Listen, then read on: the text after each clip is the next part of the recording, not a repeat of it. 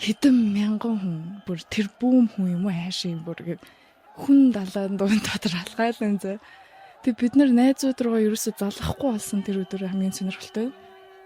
Ирсэн байгаа гэдгийг бол мэдчихсэн. Гэхдээ замдаа алхаж байгаа шууд таарсан. Цаанаасаа айгуу соноо. Тэгээ тэнд байгаа хүмүүс ер нь айгуу тийм залбирсан, дээрээс нь бие биенийгаа анхаарал тавьсан, бие биендээ анхаарал тавьсан. Дээрээс нь айгуу сонирхолтой юм амар хямдхан байт юм билээ.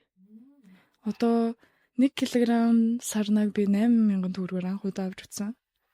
Айгуу гайхалтай хаа.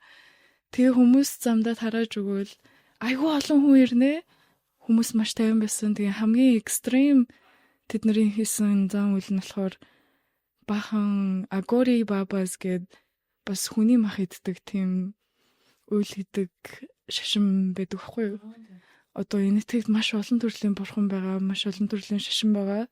Тэр дунд хамгийн ийм сонирхолтой бас ингээ хамгийн хэрцгий төрөлтөө ордог. Гэхдээ энэ болохоор айгуугүй хутгуунтай юм билэ. Хүнийг өгсний дараа тэр хүний флешиг иддэг тийм одоо өөр төрлийн онгод оруулж ирдэг гэсэн үг байхгүй юу? Тэгээд тэр хүмүүс болохоор